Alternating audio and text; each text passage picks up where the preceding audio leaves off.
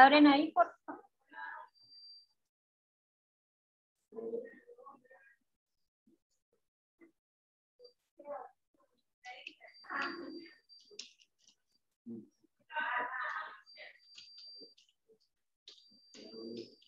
¿Listo? Bueno, en la clase anterior habíamos hablado de que las plaquetas eran fragmentos celulares y que en el interior de las plaquetas tenemos todo lo que necesitamos para que las plaquetas funcione bien en el momento en que las activamos. Es decir, que la necesitamos la activación o la liberación de lo que yo tengo en los gránulos para hacer todo el proceso de agregación plaquetaria. Siguiente diapositiva.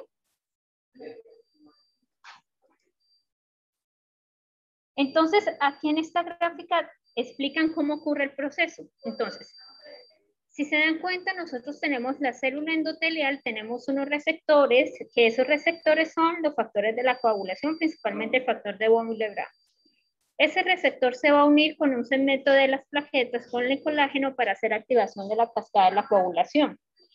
Esa agregación plaquetaria, si se dan cuenta, cada plaqueta tiene un receptor que va amplificando con la liberación de los gránulos, con la liberación del ATP, de la serotonina, con la liberación del tromboxano, va permitiendo que haya mucho más agregación plaquetaria. Nosotros tenemos varios procesos que pueden alterar esa agregación plaquetaria. Por lo menos, si tengo deficiencia del factor de von Willebrand, pues no voy a permitir la agregación plaquetaria y voy a tener una enfermedad que es déficit de enfermedad del factor de von Willebrand. Si tengo una alteración del receptor que se une, o sea, no del factor de von Willebrand, sino un receptor que se une, sobre todo el receptor plaquetario, pues voy a tener el síndrome de Bernard-Schauer.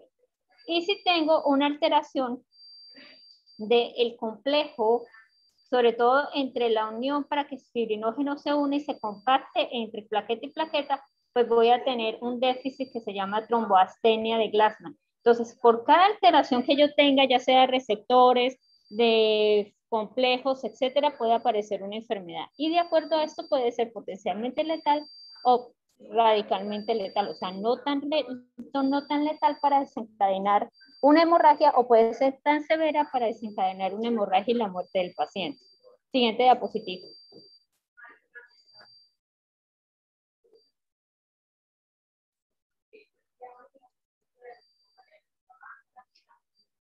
Entonces tenemos que, esta es la explicación, entonces recuerden que la secreción y liberación del contenido de los gránulos, hay activación plaquetaria, hay activación de trombina, hay activación de proteína G, hay ciclos de activación de las plaquetas, hay liberación del tromboxano A2 y recuerden que hay una cosa muy importante del proceso de la coagulación que recuerda cuando hablábamos en la formación del ácido araquidónico, que la aspirina o el ácido acetilsalicílico es uno de los medicamentos que me puede bloquear tanto la respuesta inflamatoria como la respuesta de agregación plaquetaria debido a la disminución de liberación de tromboxano A2. Siguiente diapositiva.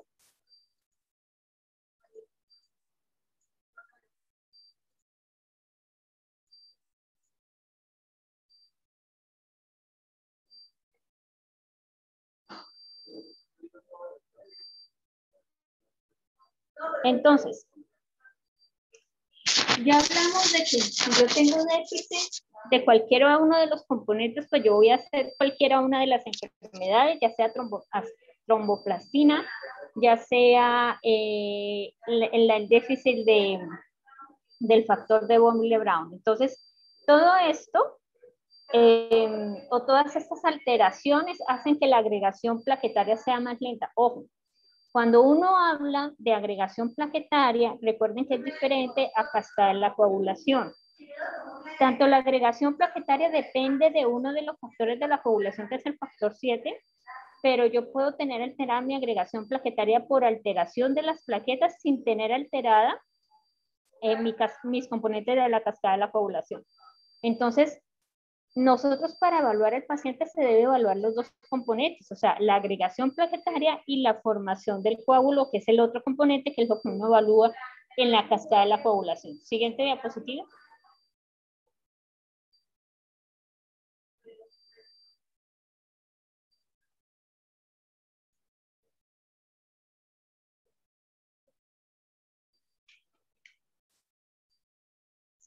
Entonces, esta es una gráfica muy bonita, donde ustedes ven la activación de la cascada de la coagulación.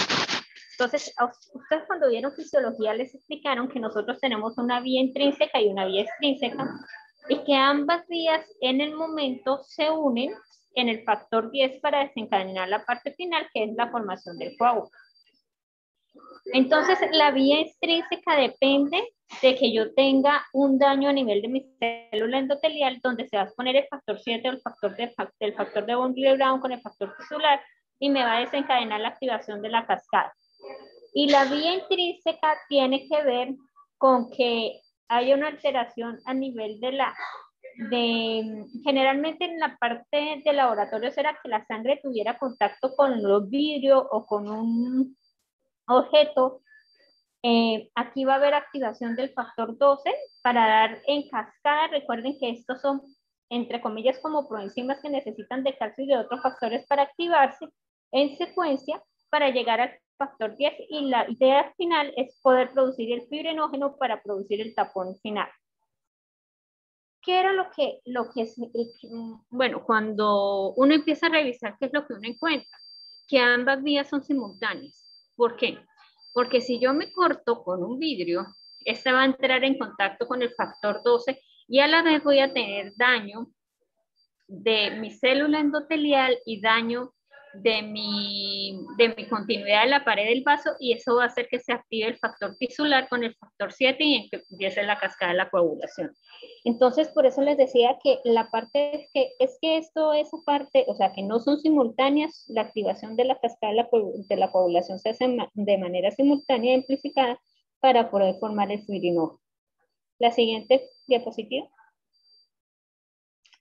Entonces ustedes lo tienen acá, entonces tienen una serie de reacciones enzimáticas amplificadas, cada reacción va a participar en un enzima, un sustrato y un cofactor, y la idea es que todas dependen de la unión de calcio, de los mismos factores que está liberando las plaquetas en sus gránulos, del ADP también depende, y nosotros para tener estos factores de la coagulación, que son producidos en su gran mayoría en el hígado, hay unos que son dependientes de vitamina K. ¿Qué quiere decir que son dependientes de vitamina K? Ay, gracias, Yusmiari. ¿Qué quiere decir que son dependientes de vitamina K? ¿Que lo necesitan para su funcionamiento? Formación. Más o menos sí, pero no para su formación. Para su formación. Exactamente, que necesitan de la vitamina K para su formación. Resulta que nosotros absorbemos las bacterias de nuestra flora intestinal normal producen vitamina K. Y algunos alimentos son ricos en vitamina K. Por eso es que nosotros necesitamos de la flora bacteriana normal intestinal para producir algo remanentes de vitamina K para permitir la absorción por las vellosidades, para nosotros tener ese sustrato que lo necesitamos para producir los factores de la coagulación. Siguiente diapositiva. Hay unas pruebas que ustedes pueden determinar si una vía o la otra vía funciona. Eso es lo que uno hace por lo menos, porque, bueno, les hago un paréntesis. Ustedes saben, como les mostraba en la gráfica anterior, yo puedo tener cualquier alteración, ya sea alteración muy mínima en las plaquetas, una alteración en el receptor, una alteración en el factor, una alteración en la fibrina, o sea, todos esos en cualquier lado puede desencadenarme una alteración de los tiempos de coagulación. Recuerden que en los tiempos de coagulación yo no miro cantidad de plaquetas, ¿no? ¿Cuál es la que me sirve para mirar cuántas plaquetas tiene un paciente? ¿Qué examen? Examen integral. ¿Cómo se llama el examen? Ustedes ya saben, ustedes se lo mandan. ¿Cómo se llama el examen para yo decir, tiene plaquetas aumentadas o tiene plaquetas disminuidas? Un cuadro hemático. ¿Mm? Un cuadro hemático. Un cuadro hemático. Entonces, con el cuadro hemático yo puedo decir si las plaquetas están arriba o están abajo, ¿cierto? Pero el cuadro hemático no te dice qué factores de la coagulación están fallando. Entonces, por eso cuando uno tiene un procedimiento quirúrgico o algo que uno le vaya a hacer invasivo al paciente, Uno debe enviarle al paciente las pruebas para mirar cómo están esos tiempos de coagulación. Precisamente porque yo puedo tener alteraciones que son muy mínimas que pueden hacer que mi tiempo de coagulación se prolongue que se prolongue un poco de acuerdo a la relación que tiene el laboratorio. Entonces yo tengo por lo menos el TPT o tiempo de protrombina, que es el que me va a evaluar la vía extrínseca y me va a evaluar el factor 7, 10, 5, 2, 3, 2 y el fibrinógeno. Y el TPT que me evalúa la vía intrínseca, que me evalúa la vía 12, 9, 10, 8, 10, 5, 2 y el fibrinógeno.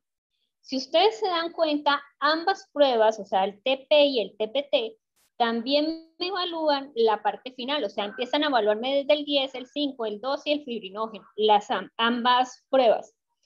Lo ideal es que uno las mande las dos. ¿Por qué? Porque es que una amplifica la otra. Si te das cuenta, todas resultan evaluándome casi.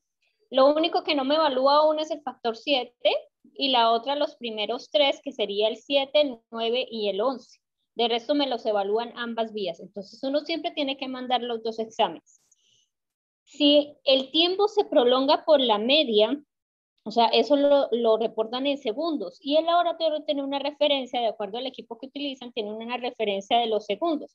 Entonces, si por lo menos, si la referencia del laboratorio es 15, hasta 15, y el paciente me reporta que tiene un TPT de 30 y la media es hasta 15, lo normal, y el TPT lo tiene en 35, ¿qué quiere decir? Está por encima de la media, ¿qué quiere decir?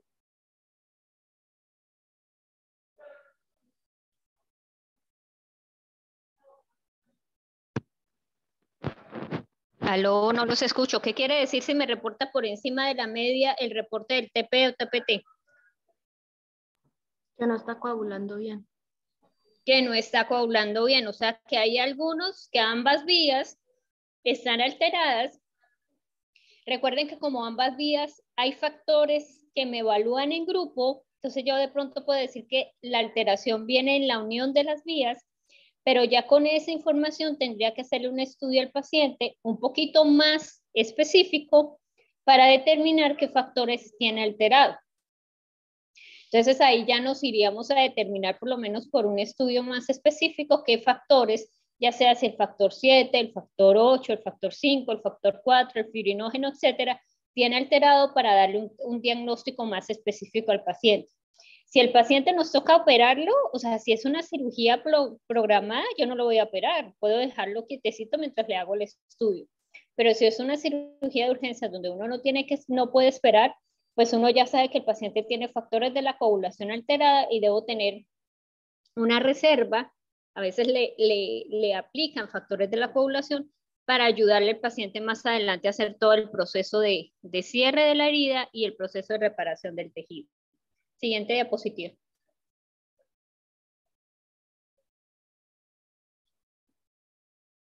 Entonces, ¿qué es lo que puede estar asociado a esto?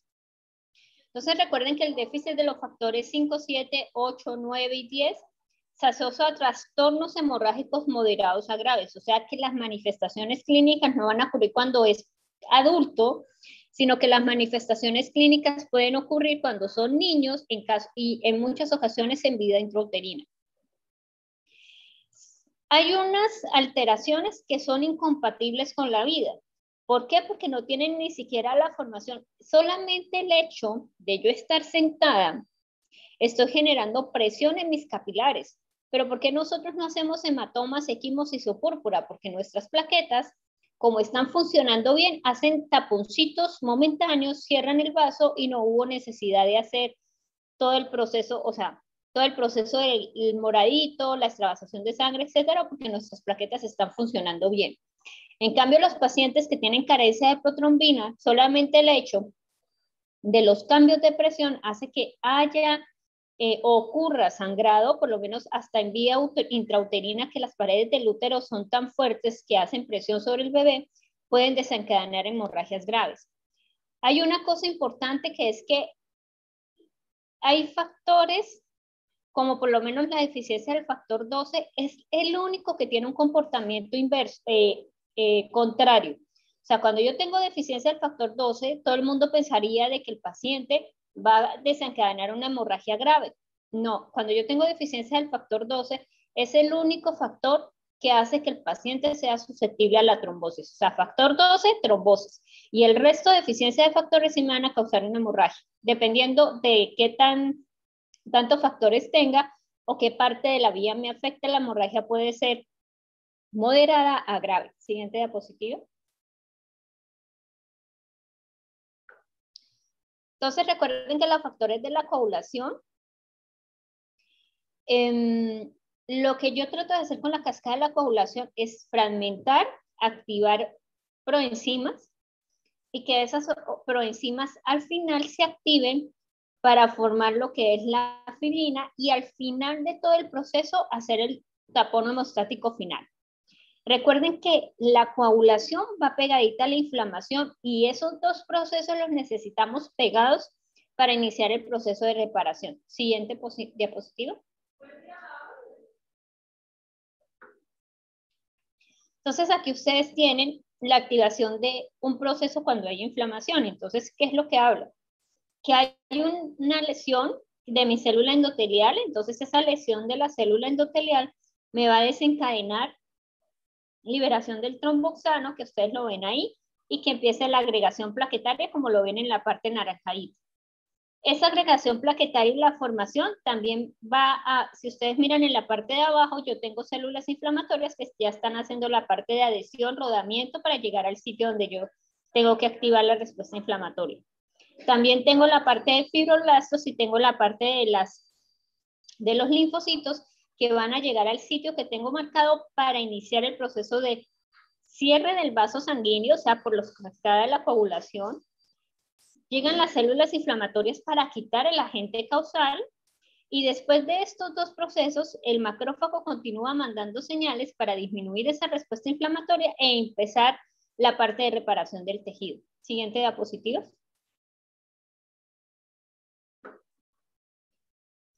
Entonces recuerden la trombina que convierte el fibrinógeno en fibrina, activa el factor 9 y también ayuda a estabilizar lo que es el factor 5, el 8 y el factor 13. Si ustedes saben, hay una enfermedad grave que se llama la hemofilia. ¿Ustedes recuerdan por qué se debe la hemofilia? Si leyeron el capítulo ahí dice, ¿por qué se debe la hemofilia? ¿Qué factor está alterado en la hemofilia? Depende. Creo que la es el 8, la hemofilia tipo B creo que es el 9 y creo que la C es el 10.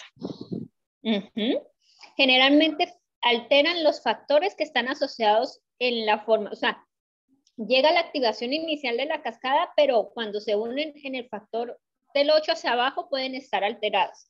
Y la hemofilia, dependiendo de la deficiencia, porque es que hay pacientes que pueden tener deficiencia completa, pero hay pacientes que pueden tener el factor por lo menos 8 formado, pero le cambia un aminoácido. Entonces, este no va a actuar de la misma forma o igual de rápido a un paciente que tiene la ausencia completa del factor.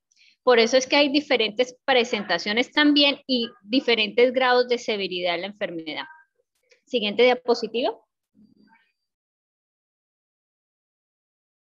Entonces, ustedes tienen acá que la activación plaquetaria tiene un efecto proinflamatorio, porque recuerden que las plaquetas también liberan factores que yo necesito para la cascada de la coagulación y para la respuesta inflamatoria, que es la serotonina, y me van a ayudar también la activación de la cascada de la coagulación a que lleguen células inflamatorias y que empiece la formación de nuevos vasos sanguíneos, que es la neogénesis, recuerden la angiogenia, para poder formar el tejido de granulación. Hay una cosa importante.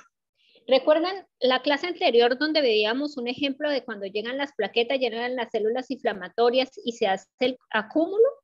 Normalmente, si quieres, ponga las diapositivas chiquitas, porfa, y ya te digo cuál me pongas.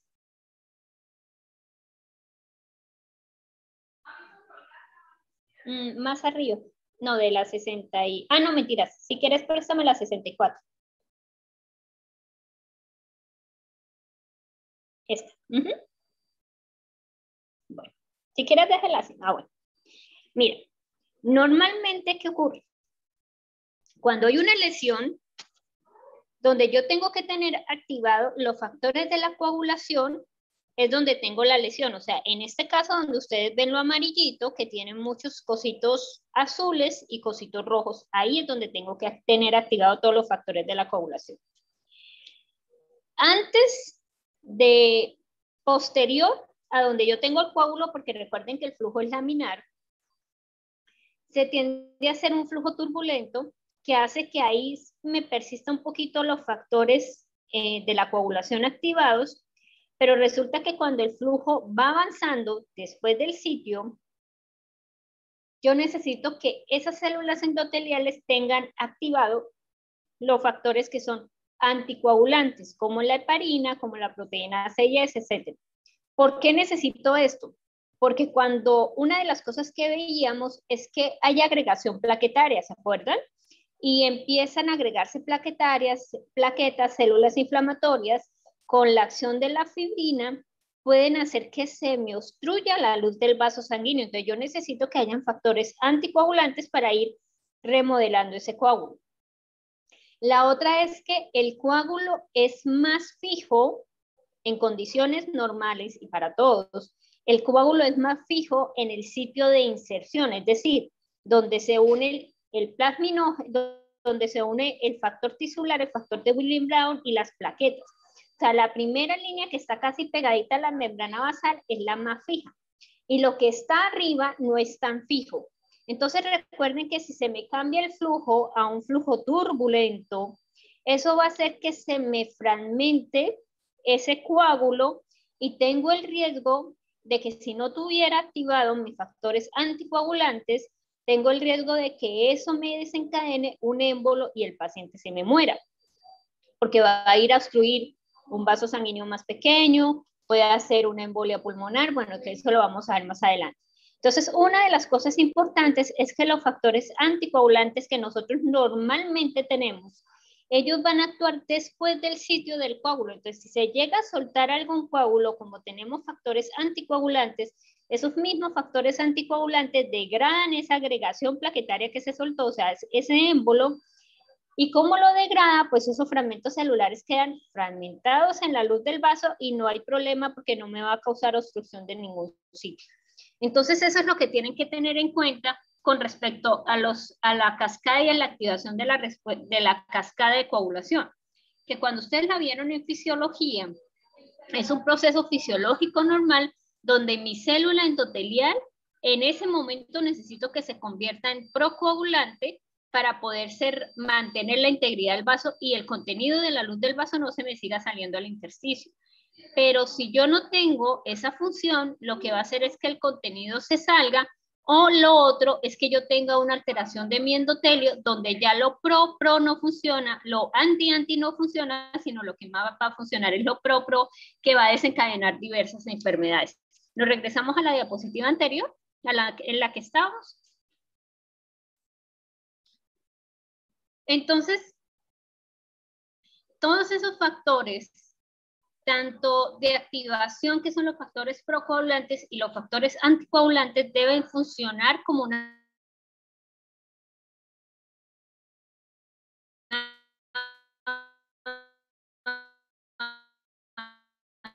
de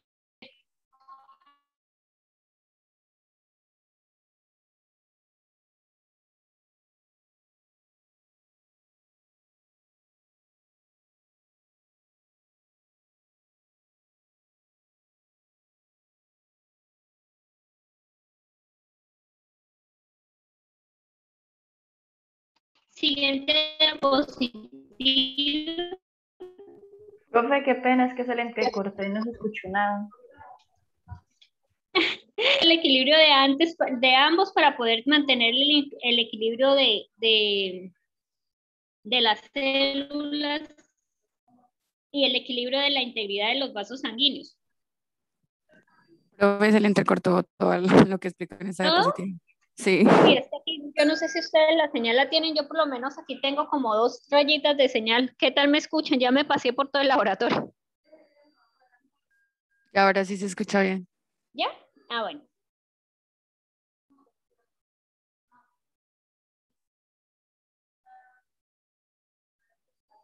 Profe, y si puede repetirlo de esta diapositiva, es que en serio no. Espérenme, ya les repito.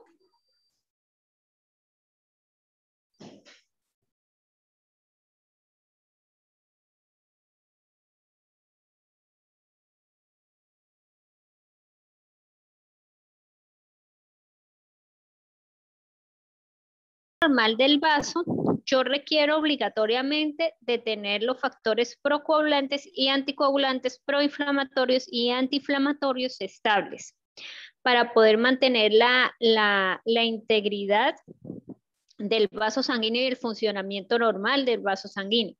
O sea que eso se deben comportar como si estuvieras en una balanza. Si alguna de estas alteraciones, o sea, por lo menos cuando yo tengo disfunción endotelial, en la disfunción endotelial, la célula pierde la capacidad de ser anti-anti y se vuelve muy pro-pro.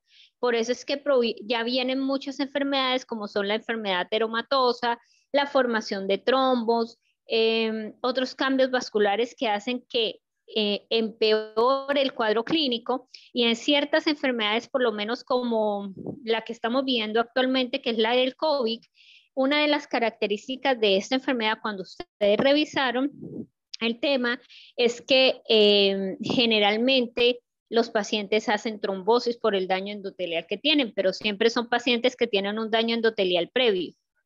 Siempre deben tener algo de daño endotelial previo, es decir, que ya tienen una disfunción endotelial previa. Por eso es que el paciente hipertenso, el paciente con enfermedad teromatosa, el paciente fumador con problemas respiratorios tiene un alto riesgo de hacer mucho más daño que aquel paciente que es, entre comillas, es asintomático. Siguiente diapositiva.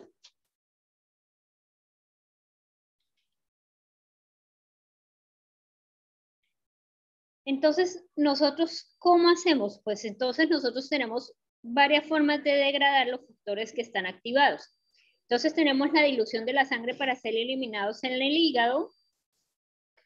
Por la parte de los fosfolípidos también ayudan. Recuerden que cuando vimos membranas nosotros hablábamos de que teníamos unos receptores y que esos receptores, como está metido el receptor de la muerte y algunos componentes de la membrana, ayudan a que yo me comporte como carga positiva o negativa. Tengo una cascada fibrinolítica y tengo también plasmina que ayuda a la degradación de la fibrina. Siguiente diapositiva.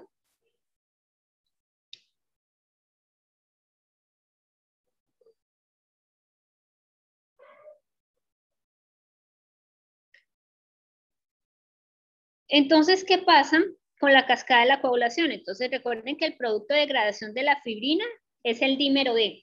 Una de las cosas importantes es que si tú quieres saber si un paciente te está haciendo un proceso anómalo de la cascada de la coagulación, uno debe solicitarle el dímero D, que es un examen.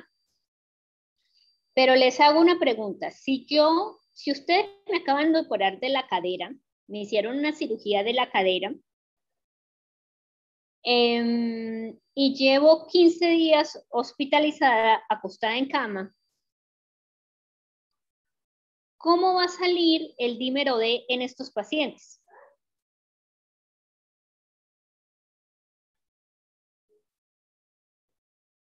Será alto, ¿Por qué sale alto? porque el dímero E son el producto de la degradación y como hay una operación reciente pueden ser altos porque está coagulando. Ajá. Entonces, ojo, el dímero D te dice que tienes activado o que estás produciendo fibrina, pero no te están diciendo si esa fibrina que estás produciendo es de la cirugía o de un trombo que está haciendo el paciente. Si el paciente en esa misma manifestación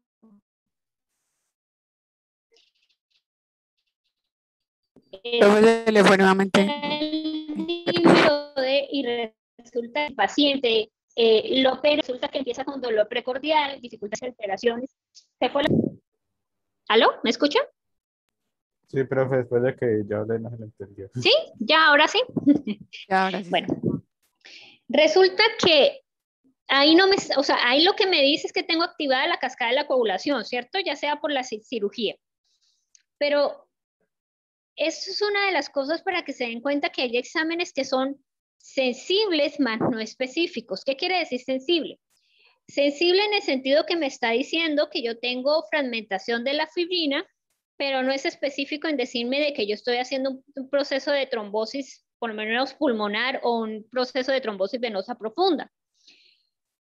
¿Qué es lo que me hace a mí en el momento? Porque este es un examen que es muy práctico mientras sale el estudio de la gammagrafía para poder confirmar el embolismo pulmonar.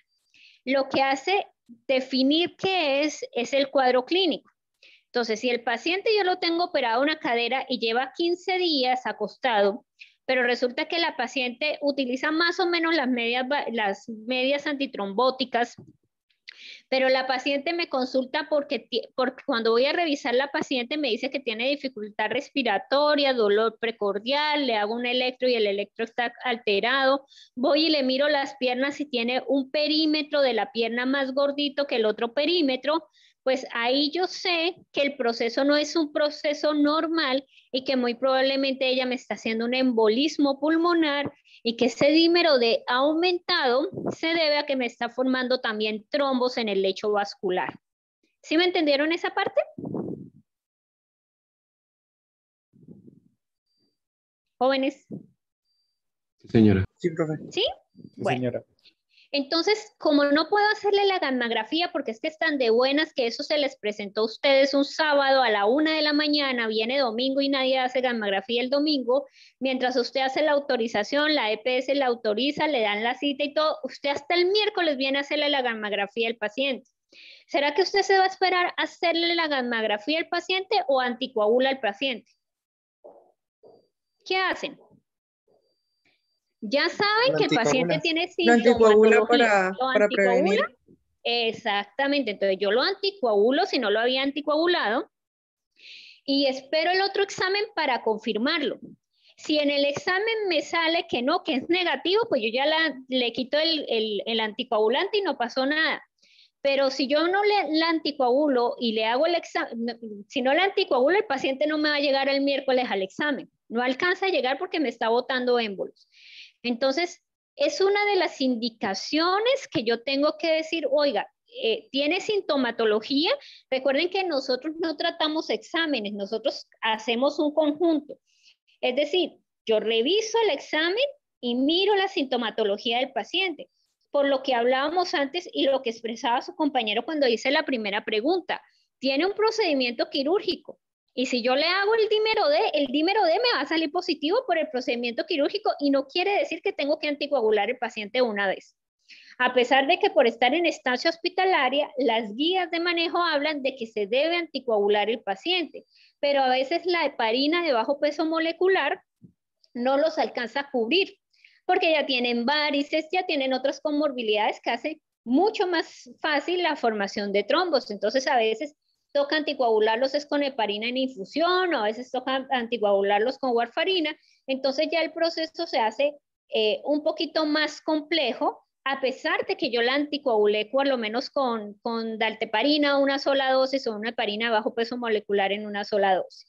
Entonces uno hace la asociación examen, paciente, sintomatología, se apoya uno en otros exámenes que a veces 100% no le ayudan a uno casi, pero mientras le damos una respuesta al paciente, porque a veces ustedes en un fin de semana, o si están en un pueblo, en el pueblo solamente hacen determinados mientras ustedes remiten al paciente. Entonces, es como darle esa oportunidad de estabilizar al paciente para después darle el tratamiento mucho más completo cuando ya tenga exámenes mucho más específicos que sí 100% me vayan a confirmar el diagnóstico de trombosis, por lo menos de tromboembolismo pulmonar o trombosis venosa profunda. Siguiente diapositiva.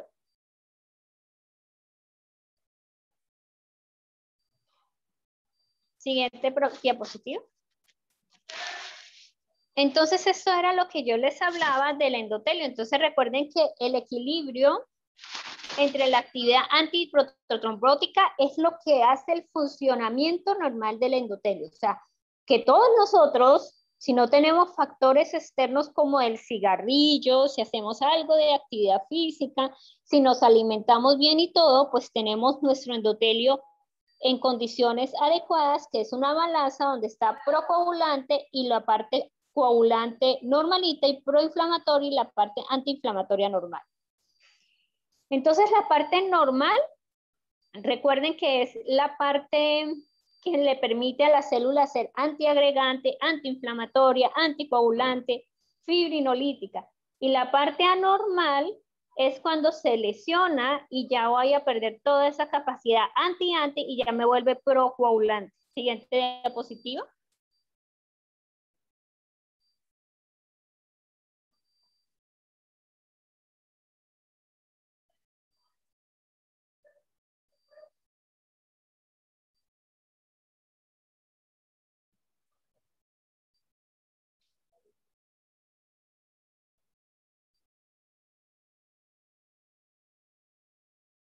Entonces, eso es lo que se juega. Entonces, normalmente en el endotelio, si ustedes se dan cuenta, tienen acciones anti y acciones pro.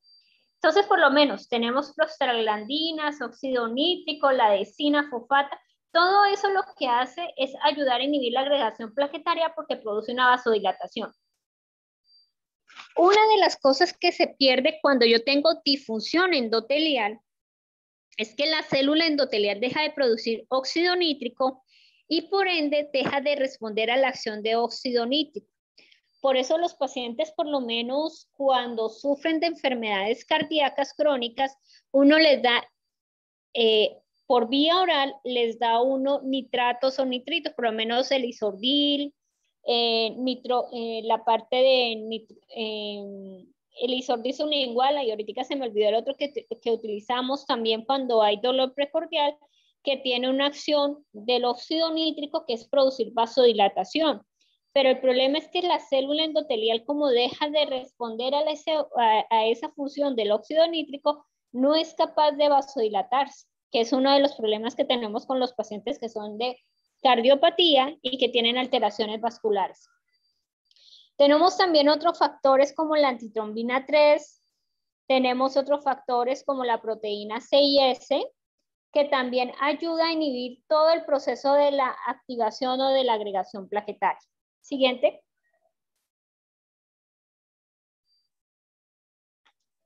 Entonces recuerden que el endotelio tiene efecto inhibidor sobre las plaquetas, sobre todo cuando está funcionando normal. Evita el contacto con las plaquetas, de esa manera no se me va a activar con el factor de von Willebrand. Y lo que ayuda a eso, de que no se agreguen las plaquetas, es tener vasodilatación, lo que son las prostaglandinas, el óxido nítrico y la adenosina. Por eso, si ustedes recuerdan cuando hablábamos de inflamación, decía que había una pequeña vasoconstricción seguido de una vasodilatación extrema.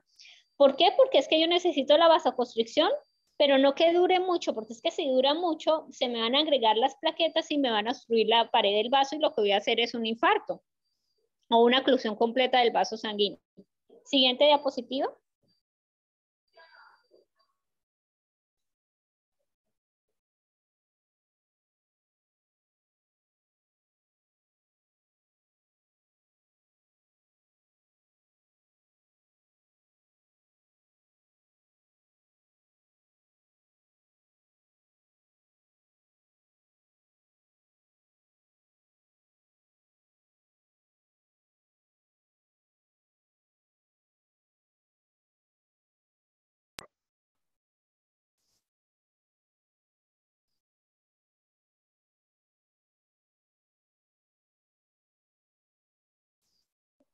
Chicos, ¿me escuchan? Me quedé como sin señal.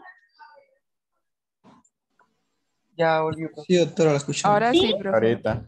Estoy como, aquí en la clínica está como fallando la señal, me quedo y sin quedo. Entonces, ¿cuáles son las propiedades antitrombóticas? Entonces, recuerden que bloquea la adhesión y la agregación plaquetaria, inhibe la coagulación y va a alisar el coágulo. Siguiente diapositiva.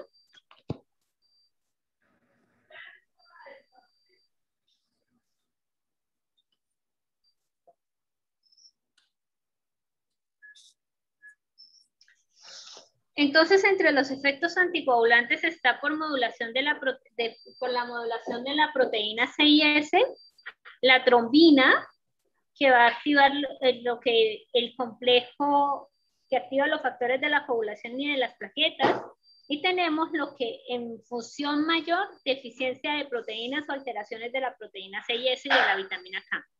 Hay una cosa importante en eso.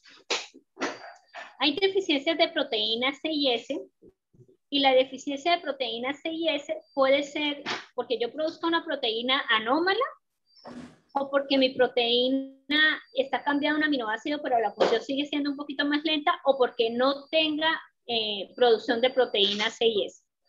La deficiencia de proteína CIS generalmente se manifiesta en adultos, y la gran mayoría se manifiestan con trombosis en sitios no específicos, o sea, no tan comunes, es decir, la trombosis ocurre en mayor proporción en miembros inferiores, por alteración de lo que es la parte poplitea o porque yo tengo varices en miembros inferiores.